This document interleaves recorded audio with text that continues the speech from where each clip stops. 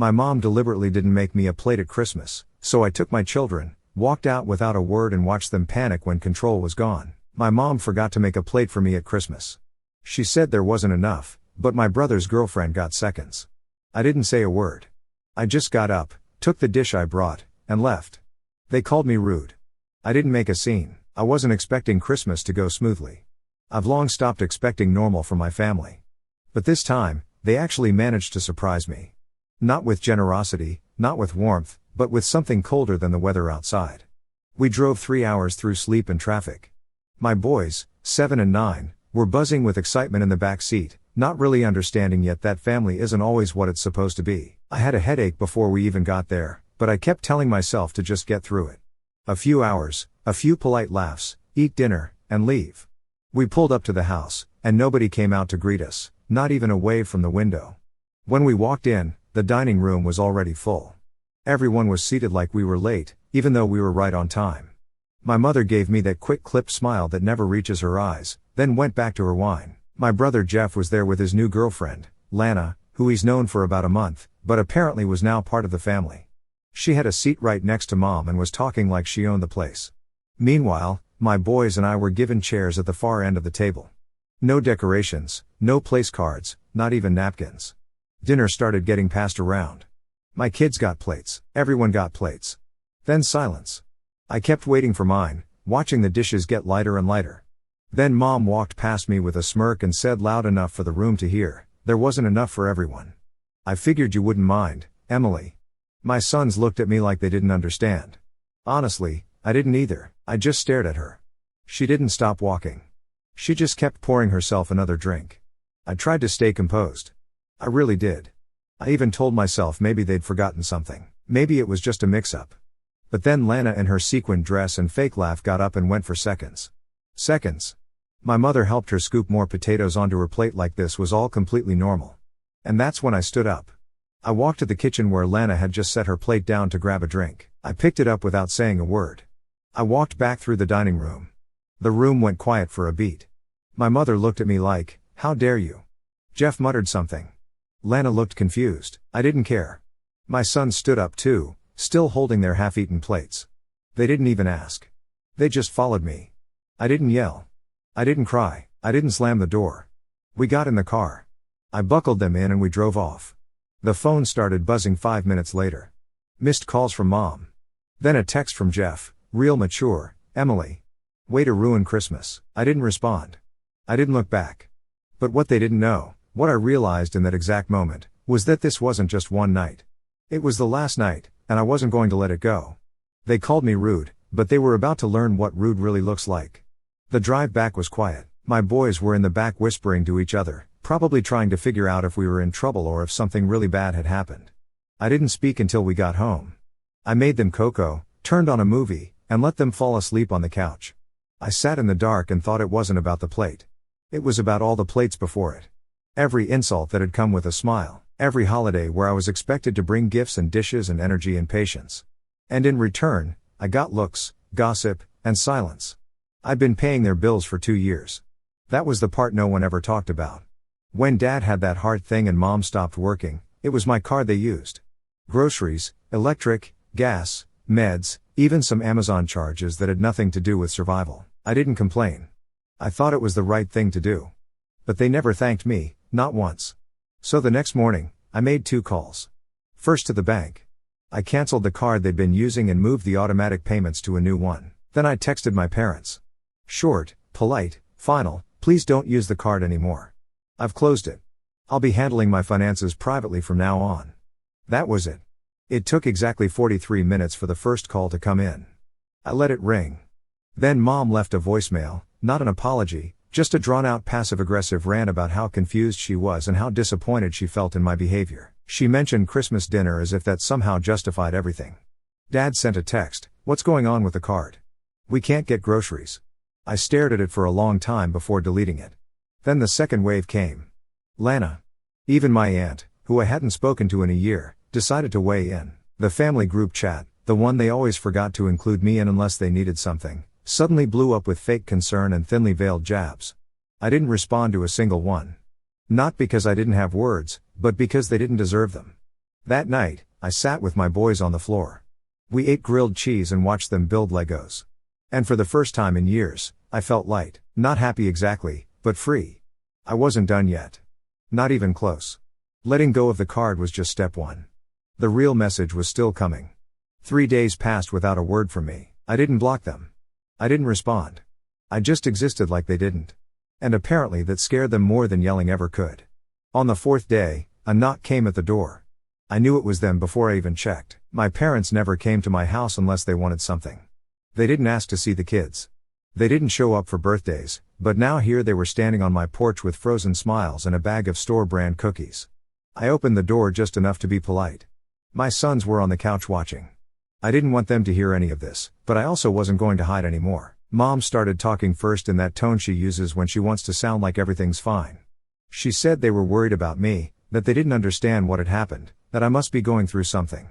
I told her she was right. I was going through something. Clarity.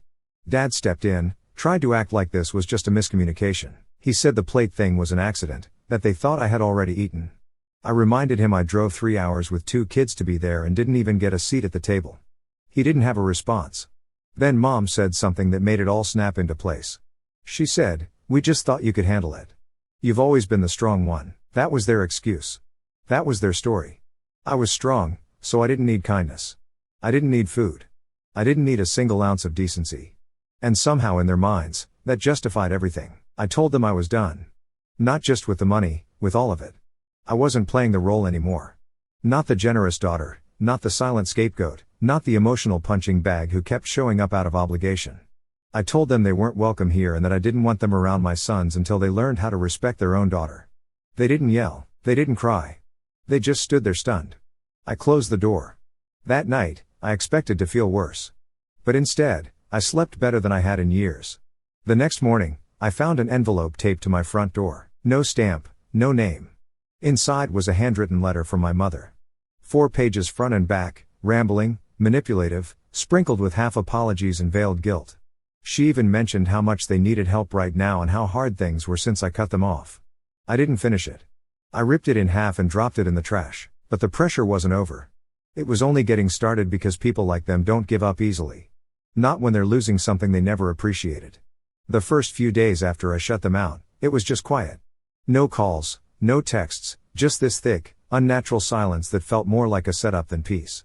I didn't trust it. My parents weren't the kind of people to let something go. Not when it bruised their pride. They only got quiet when they were scheming.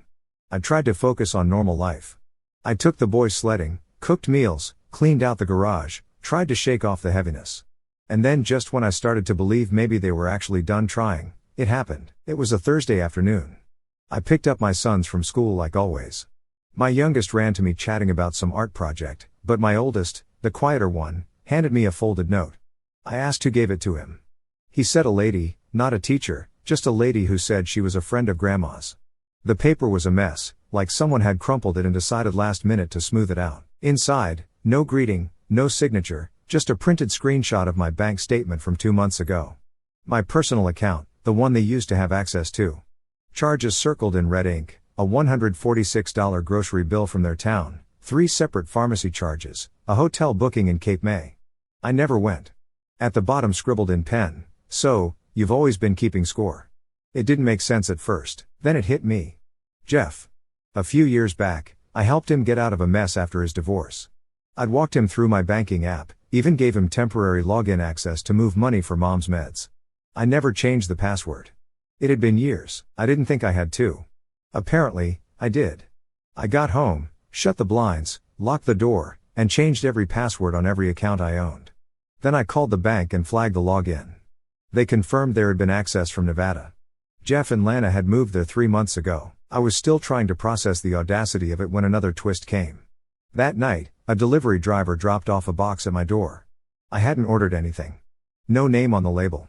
Inside were 2 things, a half-used roll of duct tape and a child's stuffed bear.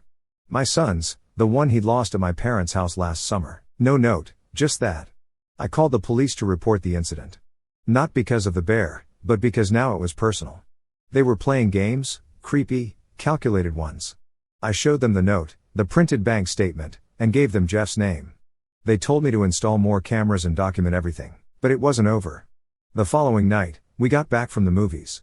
I pulled into the driveway and stopped cold. My garage door was spray painted in red, ungrateful. The words were messy, rushed, dripping. I got the boys inside and checked the security footage. It was grainy, but I could make out the outline of someone in a hoodie around midnight. They moved fast. But the car parked down the block had a very clear plate number. I didn't even need to look it up. It was Lana's. I didn't cry, I didn't panic. I made hot chocolate, tucked the boys into bed, and sat in the kitchen staring out the window. That wasn't just vandalism. That was a message. And I finally understood. They weren't trying to get me back, they were trying to break me. But they'd forgotten one thing. I've spent years cleaning up their messes. Years swallowing my words, paying their bills, holding my tongue so my kids wouldn't see the worst of it. Now they were about to see who I really am. The next morning, I called a locksmith and had every lock in the house changed. I called a friend who worked in home security and had extra cameras installed, not just outside, but inside too. I knew they weren't going to stop, and I wasn't about to keep waiting for the next scare tactic. While the boys were at school, I took the bear, the one they'd mailed like a threat, and burned it in a metal bucket in the backyard. I didn't feel any satisfaction, just clarity. The old me would have tried to talk it out, fix things, find a middle ground. That part of me was gone, and then I started planning. I had every receipt, every charge, every withdrawal from my account they made over the last 2 years. I organized it into a PDF, page after page of what they'd cost me. I added photos, the spray paint, the creepy package, the printed bank statement. Then I sent it to every relative who'd ever gossiped behind my back, every mutual friend who still followed them on Facebook, and even to the church my mother volunteered at.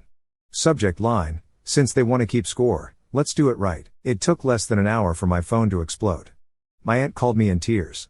She said she had no idea. A cousin sent me a screenshot of my mom's Facebook where she'd posted something vague about being betrayed by blood. But the comments under it weren't what she expected. People were turning, the truth was out. But I wasn't finished. I knew the only thing that really mattered to them was money.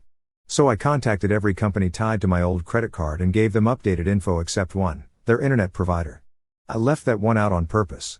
2 days later, I got the call: "Emily, we can't access our account. We need your help logging in." I didn't answer. I forwarded the voicemail to my lawyer. Then I called the landlord of their duplex. I knew the property manager. I told him calmly that my parents had been listing me as a financial guarantor without my consent. That any automatic payments on my card were over. He said he understood. He said he'd be in touch with them. That evening, Jeff called. I didn't answer. Then Lana.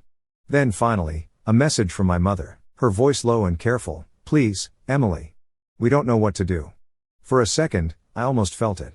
That old guilt, the twitch to help, to soften. But then I remembered that Christmas night.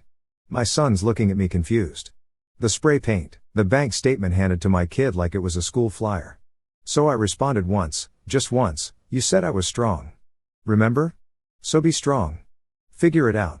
Then I blocked every number. Changed mine the next day. I knew it wouldn't end there. People like them don't give up because you shut the door. They just start pounding louder. But the door wasn't just closed anymore. It was gone. Bricked up. They weren't coming back in. A month passed. No knocks, no packages, no threats, not even passive-aggressive letters. Just silence. Real this time. The kind that made the air feel different. I kept waiting for another trick, another dig, another ambush, but nothing came. And that made me nervous. One night, while my sons were asleep, I checked the cameras like I always did before bed. Everything looked normal until I saw it. On the sidewalk in front of the house under the street light, a cardboard sign. I went out and picked it up. It read: "We're sorry. Just let us explain, please." No names, no threats, just that. I didn't bring it inside. I left it in the trash bin and went back to bed. A few days later, a letter showed up at my work, not my house, my job. In it, my father apologized. The real kind. Not his usual "I'm sorry if you were hurt" garbage. He admitted they used me. He said he didn't realize how far they'd gone until Jeff took things too far. He didn't mention the spray paint or the bank access, but he said Mom was not well lately and they were desperate. Desperate. That word stuck with me. I didn't feel pity. I didn't feel anger. I just felt done. I didn't respond. But something else was bothering me, that hotel charge from months ago, the one in Cape May. I had never really looked into it, assuming it was just another shady expense they threw on my card. But now I pulled it up again, called the hotel, asked for the receipt. It wasn't for my parents. It was for Jeff. 2 nights, Ocean View. Guest name, Jeff Owens and Lana. They'd used my card for a romantic weekend getaway. And it was the same weekend I had taken my boys to the urgent care for the flu. While I sat up all night with fevers and puke bowls, they were drinking cocktails on a balcony I paid for. That was the last thread. I printed everything out again. This time I mailed it. Not to family, to a few choice people, Jeff's new job, his landlord, his in-laws, Lana's parents. And I made one final stop. I walked into a local attorney's office with the whole file. I told them I wasn't looking for revenge anymore, I just wanted protection to make sure they couldn't touch my finances again. We drafted a formal letter, a cease and desist for Jeff and another for my parents.